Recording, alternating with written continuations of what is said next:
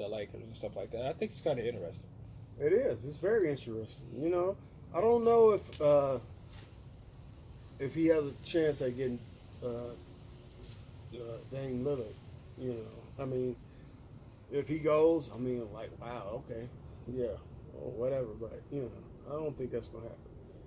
But Kawhi Leonard, I can see that happening. I just don't know, man. It's just it's so many dynamics in this shit. You know what I mean? It's like when you in the West, it's like anything can happen. You don't know. You know what I mean? It's like you don't really know who the fuck is gonna come out on top. It's so fucking. It's just so many capabilities. You just don't know. Anything can happen. It's all. What you think about up in the air. Isaiah Thomas? I think he got signed with the Nuggets. He signed with the Nuggets because he was. What you think about him going to the Nuggets? You think he gonna make the Nuggets better or what? Man, I mean, shit. Wait, the Nuggets. They don't have Fareed no more. They traded Fareed for Isaiah Thomas. So Isaiah Thomas. No, I think Fareed went somewhere back east. Yeah, he's not there no more. And Fareed was coming off the bench anyway. He wasn't no starter. But at one point he was. Yeah, at one point he was a beast. He was like their guy. You know what I'm saying? So I'm like, I don't know. Shit. I mean, but I don't think Isaiah Thomas is gonna make a big difference. I mean, if he does, that would be like, wow, phenomenal. But I just don't see nothing happening out of that. That's just, okay. Bye, Felicia. Right. So my thing is, it seems like the Houston Rockets been obsessed with the Warriors, and they want to beat the Warriors bad. Not only this year the Rockets lost to the Warriors, but the year before that they lost to the Warriors, and the year prior to that they lost to the Warriors. So it's kind of like an obsession thing for it. I think the Rockets got a legitimate shot at beating the Warriors with Chris Paul. I mean, yeah and no.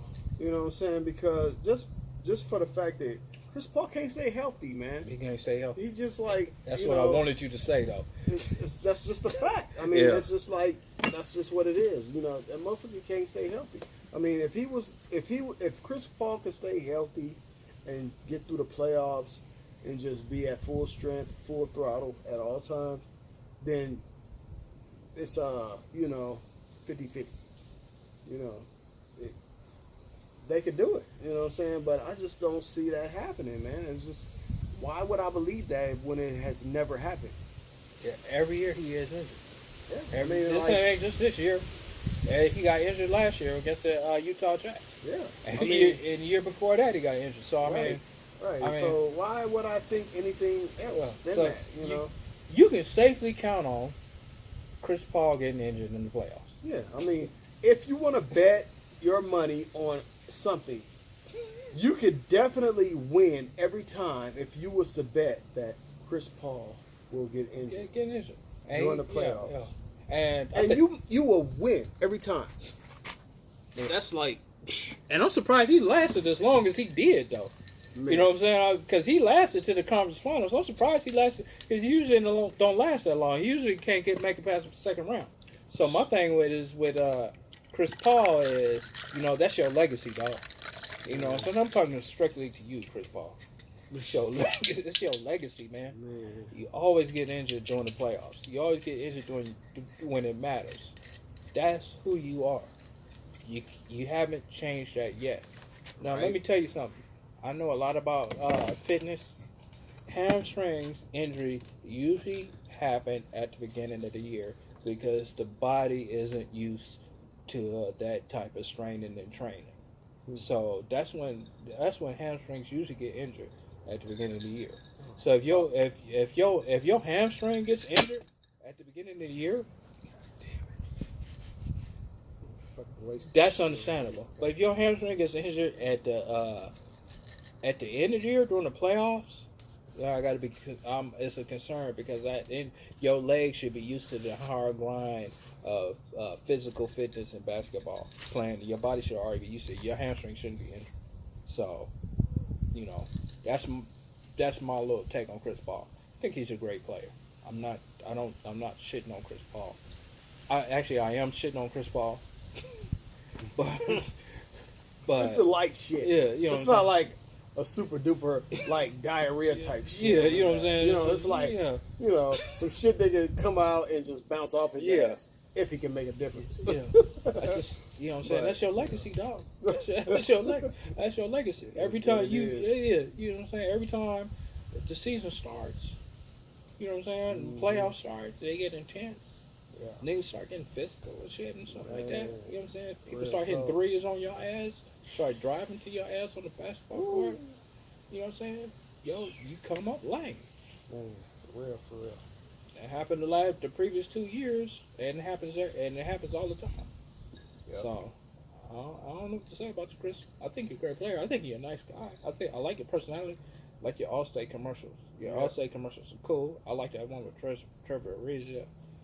And when y'all singing that little bullshit song, but your legacy is you always get injured. I don't, you know what I'm saying? Don't make no excuses because you lost when that's who you are. They signed you to a 4-year deal. They have to know that that's who you are. You're a person who gets injured when it matters most. You know what I'm saying? So I'm not trying to shit on you, but somebody has to say the shit. Somebody has to say the shit. You know what I'm saying? Like that dude at the wedding. That uncle at the wedding said, she's a hoe. She's no good. She's foul. You know what I'm saying? She's been with a lot of dudes and females. It's your mistake. You get with her. You know what I'm saying? It's when they signed Chris Paul, they said, you know what? It's your mistake.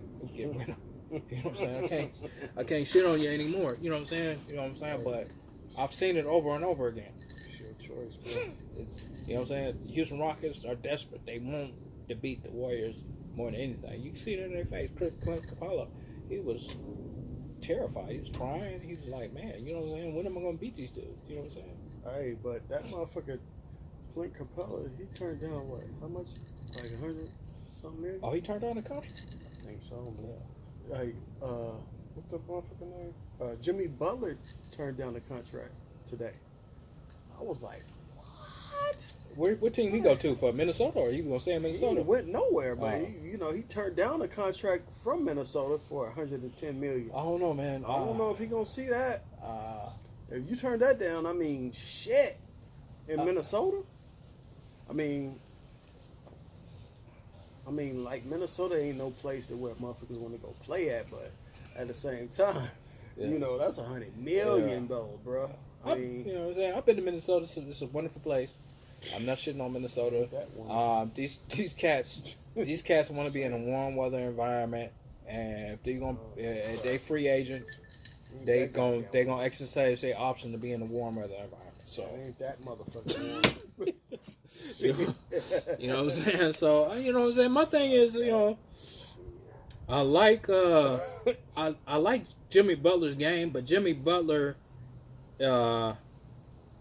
game does not transcend to like being a number two. Say, oh, if you don't give me the ball, if I'm not scoring, this person gonna score and dominate. Jimmy Butler's never came across as that type of player. You know what I'm saying? He has a nice game. He can play solid defense, but is he a guy that's gonna take over the game and put fear in your heart? No. So yeah, but god damn. Shit, that's a lot of money. yeah, I mean, they turn in on these contracts, man, because they want to win. I think that motherfucker, he won a championship though. He want to win a motherfucking chip. If he want to win a chip, yeah, I can see that. But if you ain't signing with the Warriors, you ain't really fucking shit. I mean, Let me say this: Houston had ample opportunity to win in that championship against beating the Warriors. If Houston would have said, you know what, we need to stop shooting all these fucking threes. We need to stop shooting all these fucking threes, and we need to go inside, post up inside, play a little inside game, hit some little 14-footers and stuff like that. It might have been a different situation. It might have been a different scenario. Houston live and die by the three. And on top of that, what really killed them, they only play 6, 7 deep. So you only going 6, 7 players deep. I think the deepest they go is Eric Gordon. They might pull one or two more players off the bench, but they go 6, 7 deep. Warriors, you need to have fresh legs all the time, and that's what killed Houston. Houston didn't have fresh legs going in, and you playing in a 7-game series. You gotta have fresh legs going against the Warriors.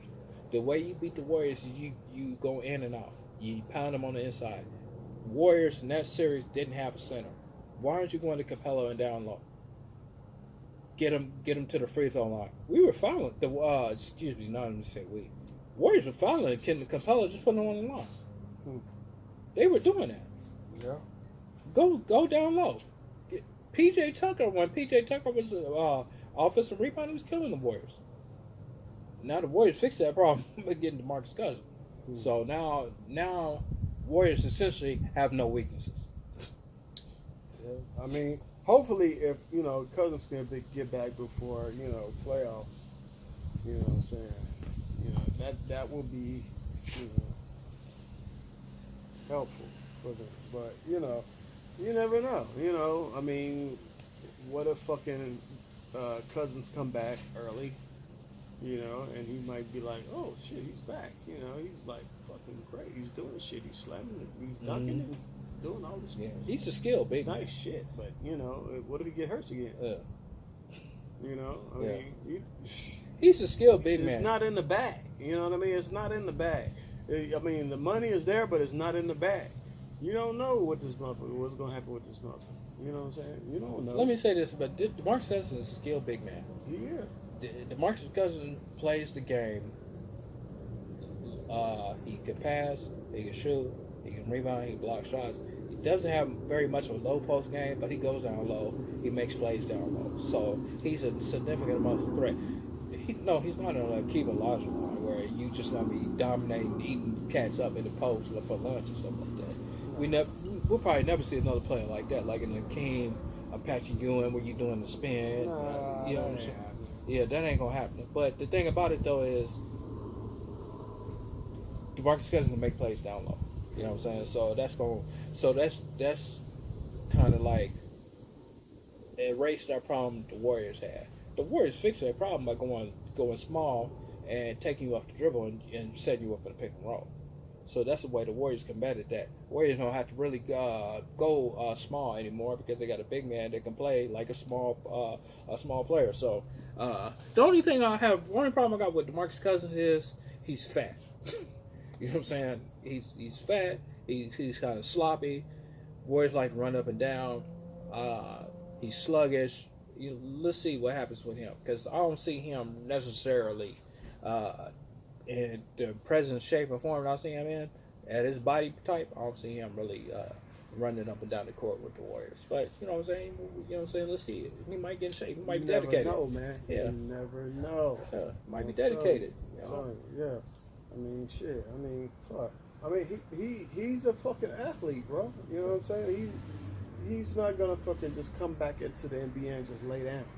You know what I'm saying? He's gonna put in everything he has. He's gonna make sure he's all the way 100. He's not the man on the Warriors, though. No, of course not. Yeah. He knows that. Yeah. He's not like, oh, I'm coming in, I'm finna take over. I'm the guy.